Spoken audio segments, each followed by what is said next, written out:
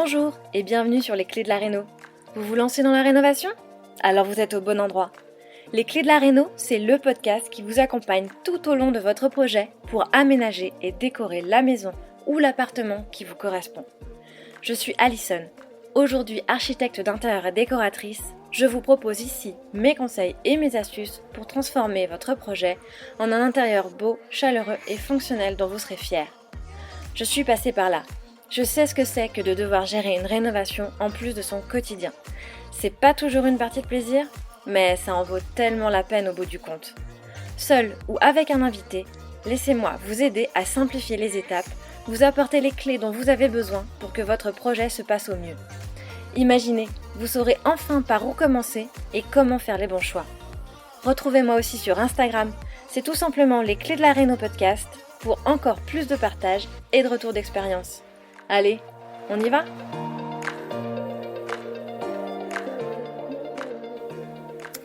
Bonjour et bienvenue dans ce nouvel épisode de Les clés de la réno, le podcast. Aujourd'hui, je suis vraiment ravie de te retrouver avec un épisode qui va te plaire, j'en suis sûre, puisqu'on va parler cuisine. Alors, à l'aube de l'été, tu t'apprêtes probablement à te lancer dans les travaux de ta réno, ou alors tu es déjà en plein dedans, la période y est très propice, n'est-ce pas ? Tu te poses plein de questions et tu ne sais pas par quel bout commencer à créer ton projet. Je tiens à te dire que tu es au bon endroit, car sur ce podcast, je partage sans retenue mes meilleurs conseils et mes meilleures astuces pour te permettre d'avoir les idées plus claires. Et aujourd'hui donc, on va parler cuisine. Comme je te le disais, c'est bien connu, la cuisine est très souvent considérée comme la pièce la plus importante de notre maison. C'est la pièce qu'il ne faut pas prendre à la légère.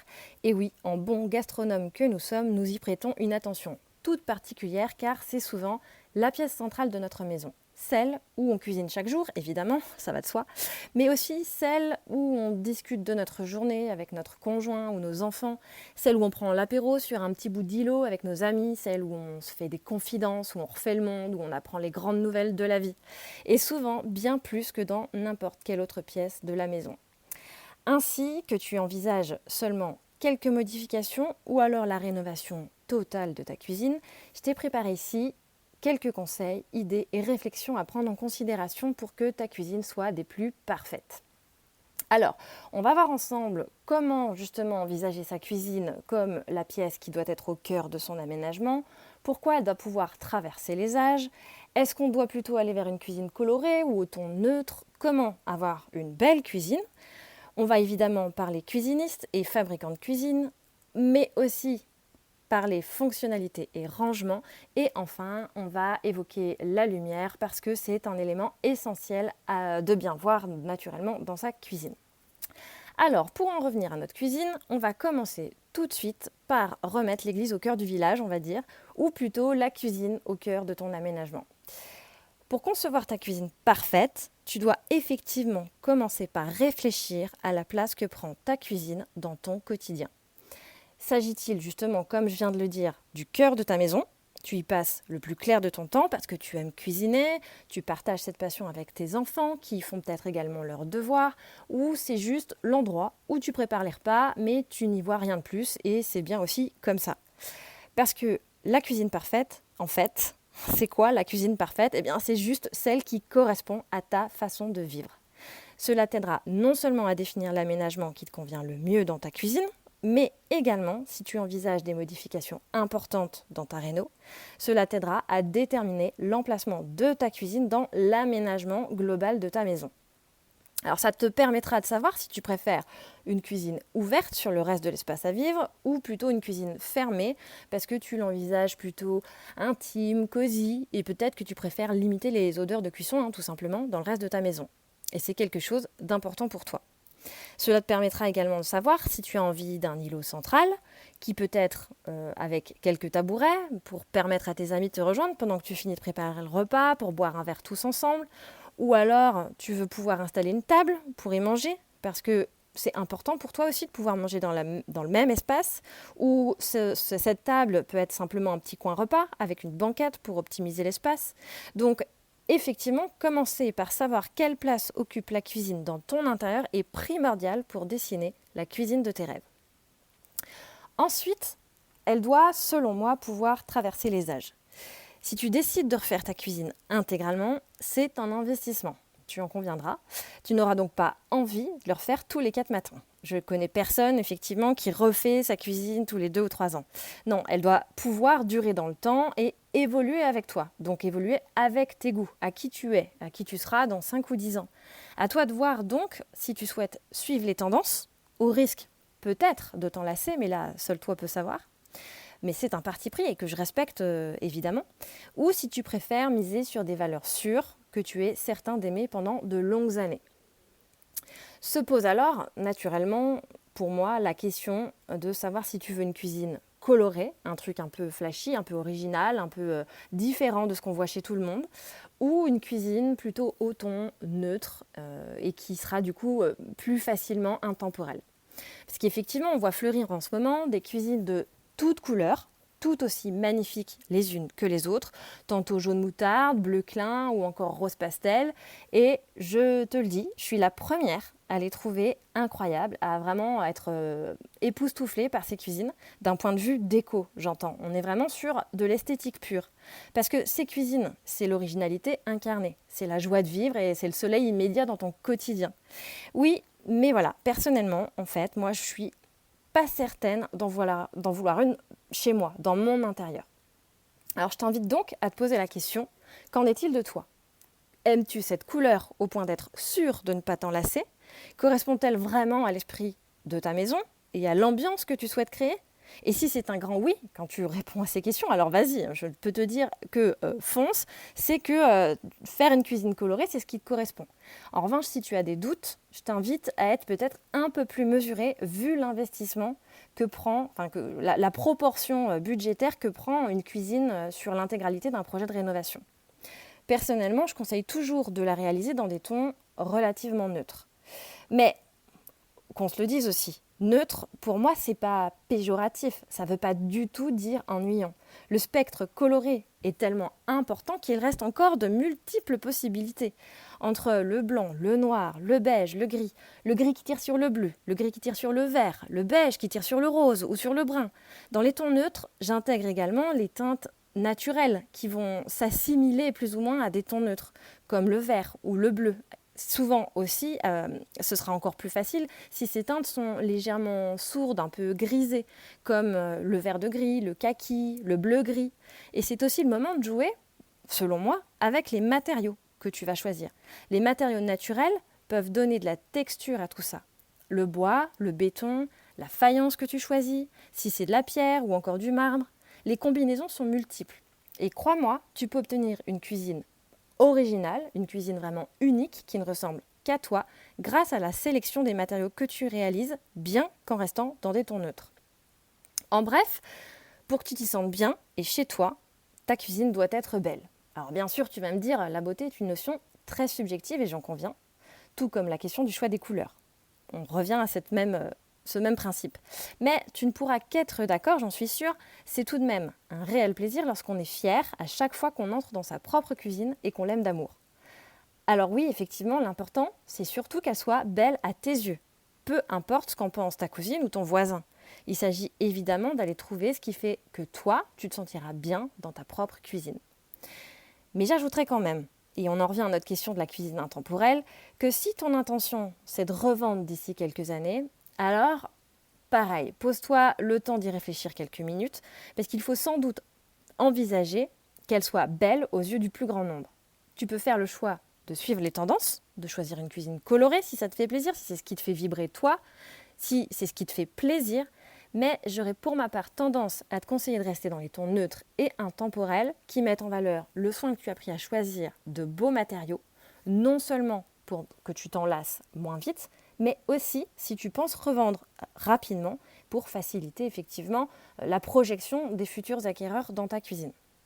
S'il y a bien une chose que la rénovation m'a apprise, c'est l'impact qu'un matériau peut avoir sur l'aspect général d'une pièce, et je le vois à nouveau à chacun de mes projets clients. Le choix des matériaux est, selon moi, encore plus important que le choix de la couleur de ta cuisine. Il peut faire basculer une cuisine d'une jolie cuisine à une cuisine époustouflante. Et je sais bien qu'en matière de matériaux, le budget entre souvent en ligne de compte dans ce type de choix. Mais sur la cuisine, c'est pour moi l'endroit, l'espace, l'emplacement où il ne faut pas hésiter à débourser un peu de budget au risque de le regretter si tu ne le fais pas. Et dans ce cas, ça devient plus compliqué une fois que la cuisine est terminée. Et contrairement à ce que l'on peut penser, les beaux matériaux, ça ne veut pas toujours dire des matériaux chers. Selon moi, un beau matériau, c'est plutôt une matière naturelle. Une matière qu'on va dire noble parce qu'elle est naturelle, plutôt qu'une matière synthétique ou composite. Et pour la cuisine, comme pour le reste de la maison d'ailleurs. On va donc privilégier le bois, massif de préférence, même si ce n'est pas toujours aisé en termes de cuisine. Mais aussi, ça peut être le marbre, la pierre, le béton, le métal, le carreau de ciment ou encore la terre cuite ou le grès cérame. Enfin, les choix sont évidemment multiples. Que ce soit au sol, sur les plans de travail, sur la crédence, choisis de belles matières et de beaux produits car c'est ce qui fera toute la différence et qui donnera un vrai aspect qualitatif à ta cuisine. Et alors justement, puisqu'on parle budget, comment faire quand le budget est limité ? Alors en fonction de l'ampleur des travaux ou du budget dont tu disposes, tu peux commencer par faire des merveilles en relookant une cuisine existante, avec juste un peu de peinture, une jolie crédence, des nouvelles poignées ou une nouvelle robinetterie. Et si les portes ne te plaisent pas, tu peux les supprimer et éventuellement les remplacer par de jolis rideaux. D'une façon temporaire, c'est quelque chose qui peut se faire largement et qui peut même durer quelques années sans souci. Pour ce qui est du plan de travail, s'il ne te convient pas, qu'il est en stratifié par exemple, tu peux sans hésiter le recouvrir de béton ciré pour lui donner en un clin d'œil un aspect brut et authentique, ou encore le recouvrir de carrelage. C'est une pratique qui revient en force en ce moment et qui peut s'avérer très pratique et peu coûteuse comparée à un autre type de plan de travail. Tu peux utiliser le plan de travail existant pour le recouvrir de simples carreaux blancs en 10 par 10 ou de zélige par exemple. Là, ce sera un peu plus coûteux. Mais ça te permet effectivement de réutiliser un plan de travail existant. Tu peux également détourner des meubles de seconde main pour un rendu un peu campagne chic, avec un vieux comptoir de magasin ou un meuble de métier en guise d'îlot. Alors la question de la hotte est aussi cruciale quand on parle de la beauté générale d'une cuisine, à la fois en termes esthétiques, mais aussi finalement en termes fonctionnels. Et personnellement, j'aime intégrer la hotte en caisson pour qu'elle se fonde dans la cuisine. Je ne parle pas du caisson de cuisiniste, non, je parle de créer un caisson de toute pièce pour qu'elle devienne presque invisible dans ton mur, la même matière que le mur. Il te suffit pour ça d'intégrer une hotte encastrable, donc c'est un groupe de hottes, dans un caisson fabriqué en médium ou en placo, que tu peux ensuite peindre dans la même couleur que ton mur, et ainsi elle va vraiment venir en trompe-l'œil sur le mur, ou même recouvrir de carrelage, de faïence, si tu as décidé de carreler toute la face de ta cuisine jusqu'en haut. Ça peut être d'un super effet. Ça va donner un effet de texture très intéressant et justement apporter la touche d'originalité à ta cuisine hyper facilement et c'est le truc qu'on verra chez personne ailleurs. Alors on ne peut pas parler cuisine sans parler cuisiniste, évidemment. Bah oui, chez qui tu dois commander ta cuisine ? C'est une vraie question qui souvent nous fait des nœuds au crâne quand on planifie son projet de rénovation parce que finalement il y a pléthore de possibilités sur le marché. Du cuisiniste traditionnel au géant suédois, en passant par les fournisseurs de façade qui permettent de customiser sa cuisine bon marché en offrant toute une palette de choix des plus originaux. Alors personnellement, moi j'aime beaucoup les cuisines Ikea parce qu'elles sont simples, faciles à monter, économiques, fonctionnelles et, il faut bien le dire, belles le plus souvent, plutôt justement neutres et intemporelles. Après, il faut savoir que la quincaillerie de chez Ikea, c'est-à-dire les charnières, les rails de tiroir et les autres ferrures, sera de moins bonne qualité que chez un cuisiniste traditionnel, cuisiniste plutôt haut de gamme comme Schmitt par exemple. Cela aura tendance à bouger dans le temps, à se dérégler. Et donc, il faut refaire toujours des petits réglages. Mais ce n'est peut-être pas un critère pour toi. J'ai moi-même une cuisine Ikea chez moi et j'en suis très contente et j'en fais souvent chez mes clients. Tu peux aussi très bien faire un mix finalement et créer une cuisine chez Ikea et choisir ton plan de travail et tes accessoires comme les poignées et la robinetterie ailleurs. On a maintenant la chance de pouvoir donner encore plus de style à sa cuisine très facilement avec des façades et des accessoires qu'on peut trouver chez des fournisseurs de personnalisation de caissons Ikea comme Plume Living, Boclip qui sont les deux principaux sur le marché français ou encore Reform CPH qui lui est plutôt scandinave. Cette possibilité aura néanmoins un coût, puisque les façades sont originales, de belle qualité et elles sont souvent fabriquées en Europe, ce qui reviendra à un budget équivalent à une cuisine traditionnelle.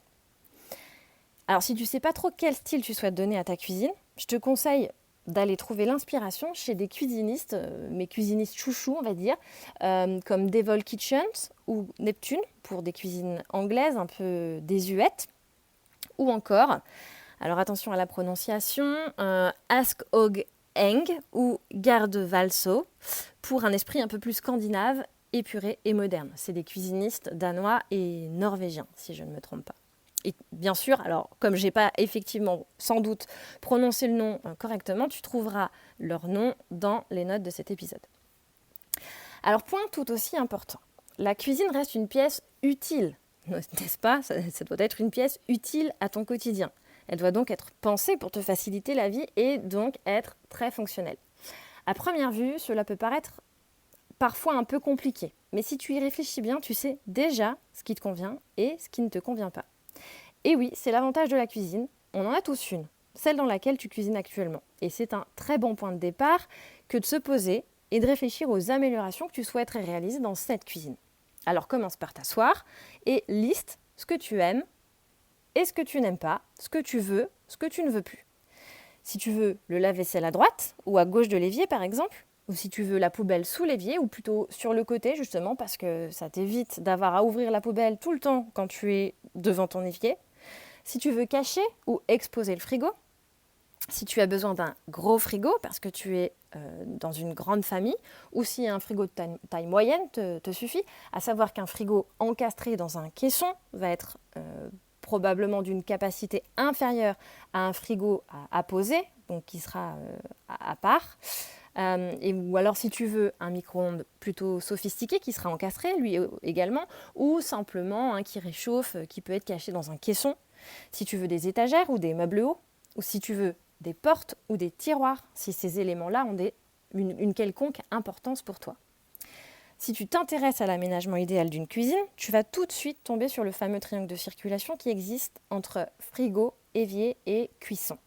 Ce triangle est le résultat de nombreuses recherches en ergonomie depuis des décennies sur la façon d'optimiser au mieux son aménagement afin d'économiser son énergie quand on cuisine. La distance entre ces trois éléments est toujours un élément à prendre en considération dans la planification de la cuisine parfaite. Cependant, on peut se détendre, ne te sens pas lié à cette règle de façon stricte. Comme je te l'ai dit, l'essentiel est que tu te sentes bien dans ta cuisine, qu'elle corresponde à ta façon de vivre et qu'elle convienne à l'aménagement général de ta maison. Tu peux donc lâcher prise sur les distances recommandées. Les côtés de ce triangle n'ont pas à être équivalents tant que la somme des distances qui les séparent se situe entre 3,5 mètres et 7 mètres. Tu vois donc qu'il y a de la place pour la flexibilité. Si tu souhaites intégrer un îlot central, tu trouveras la distance de 1,20 m à respecter entre l'îlot et le meuble qui lui fait face. Mais je sais d'expérience qu'il n'est pas toujours facile de respecter cette distance dans un espace contraint. Et j'ai longtemps pensé qu'elle était indispensable, établie à 1,20 m pour permettre d'ouvrir deux tiroirs qui se font face en même temps. En réalité, ce qui nécessite d'être réellement pris en considération, c'est la distance dont tu as besoin pour pivoter d'un côté à l'autre en limitant le nombre de pas à réaliser. Donc si tu n'es pas particulièrement grand, tu verras que cette distance peut être largement réduite pour te faciliter la vie. N'hésite pas à faire le test pour déterminer ta distance idéale. Alors la cuisine idéale possède aussi beaucoup de rangements. Le gros problème de n'importe quelle cuisine, c'est toujours le rangement. Tu auras toujours besoin de plus de rangement que tu ne penses, surtout si tu aimes cuisiner ou faire de la pâtisserie. Tu vas vite avoir tout un tas d'accessoires qu'il va falloir ranger. Et pour évaluer le nombre de rangements dont tu auras besoin, tu regardes déjà ce que tu as aujourd'hui et tu prévois quelques rangements supplémentaires, quelques caissons en complément. Je suis particulièrement fan moi-même des arrière-cuisines pour pouvoir ranger un maximum et camoufler tout ce qui peut être disgracieux dans une cuisine. Et il y en a toujours. Le stock d'essuie-tout, la machine à raclette, les produits ménagers éventuellement. Dans mes projets, j'essaye toujours de proposer un aménagement qui permette de créer cette arrière-cuisine ou même juste un petit cellier. On néglige bien trop souvent l'impact positif que peuvent avoir les pièces techniques sur la vie dans une maison au quotidien. Donc, dès que tu réfléchis à ton aménagement, il faut tout de suite penser à ces pièces techniques. Avec la problématique du rangement viendra donc la question épineuse. Alors, étagère ou meuble haut ? Ah oui, tu vas sans doute avoir envie de te laisser porter par le critère esthétique sur ce point, et je suis la première à le faire. Néanmoins, n'oublie pas de considérer la problématique dans son ensemble, pour anticiper les problèmes de stockage et de rangement. L'absence de meuble haut est naturellement plus léger visuellement, mais nécessairement tu auras moins de rangement. Si tu optes pour cette configuration, assure-toi par ailleurs de créer suffisamment de rangement d'une manière ou d'une autre, soit en prévoyant à côté un mur de colonnes toute hauteur, soit justement parce que tu disposes d'une arrière-cuisine peut-être. Si tu es de ceux qui préfèrent avoir des meubles hauts, je te conseille alors de les monter jusqu'au plafond, de façon à donner une impression visuelle de hauteur, pour ne pas couper la hauteur sous plafond, ce qui va donner l'impression de tasser l'espace. Cela rendra ta cuisine plus spacieuse et plus élancée. Enfin, une dernière astuce pour gagner en rangement, n'hésite pas à optimiser la place à l'intérieur de tes caissons en prévoyant de multiples tiroirs intérieurs complémentaires. On appelle ça des tiroirs à l'anglaise. C'est idéal pour ranger la vaisselle de petite hauteur comme les verres ou les tasses ou même encore les assiettes à dessert par exemple. Avec ça, l'espace est optimisé au maximum et tu limites la place perdue dans tes caissons. Alors enfin, pour que ta cuisine soit agréable, il va falloir soigner la luminosité. C'est hyper important. La cuisine reste un espace de travail où tu dois voir clair. La lumière est donc essentielle pour que tu prennes plaisir à réaliser ces tâches. Fais évidemment en sorte d'avoir une belle lumière naturelle en journée avec une ou plusieurs fenêtres bien placées qui donnent sur l'extérieur. Et c'est même très agréable de placer l'évier sous la fenêtre. Qui ne voudrait pas d'une jolie vue pendant qu'il fait la vaisselle, n'est-ce pas ? Et s'agissant de la lumière artificielle, on dit souvent qu'il n'y a jamais assez de lumière dans une cuisine. Oui, c'est vrai, mais je te dirais attention, parce qu'une cuisine suréclairée ou avec des points lumineux trop intenses peut également faire très mal à la tête. L'idéal est donc de multiplier les points d'éclairage pour pouvoir doser en fonction de ce que tu as besoin de faire. Que ce soit des suspensions en halo sur ton îlot central, des appliques au-dessus de ton plan de travail, peut-être une lampe à pincer sur des étagères ou éventuellement, si tu aimes, des linéaires de LED sous tes meubles hauts pour un rendu plus moderne. Il existe de multiples solutions pour optimiser la lumière dans ta cuisine. Et pour un rendu plus chaleureux, je te déconseille néanmoins les spots qui, selon moi, vont donner un aspect lisse avec une lumière assez aseptisée. Je te dirais plutôt de multiplier les appareillages justement que tu peux allumer de façon indépendante, de façon à pouvoir doser. Voilà, une fois ceci dit, on est arrivé à la fin de cet épisode comme d'habitude. Je t'ai donné mes plus belles astuces pour avoir la cuisine parfaite et j'espère qu'il t'a plu. Si c'est le cas, n'hésite pas à me dire en quoi il aura pu t'aider, partage-le autour de toi ou sur Instagram. Mais garde bien en tête qu'il s'agit de ta cuisine et de ta maison. Trouve ce qui te convient le mieux, lance-toi, et puis finalement, c'est vrai, c'est un investissement, mais rien n'est irréversible. Je te remercie de ton écoute, et je te dis à très bientôt. Si vous avez écouté jusqu'ici, c'est probablement que l'épisode vous a plu. Alors n'hésitez pas à en parler autour de vous, amis, famille, tous ceux qui rénovent sont les bienvenus. Vous pouvez aussi évidemment laisser un commentaire sur Apple Podcast ou une note 5 étoiles sur Spotify. Et si vous souhaitez être informé des prochains épisodes, n'hésitez pas à vous inscrire à la newsletter ou à me suivre sur Instagram. Le podcast, c'est fini pour aujourd'hui, mais je vous dis à très vite pour un nouvel épisode.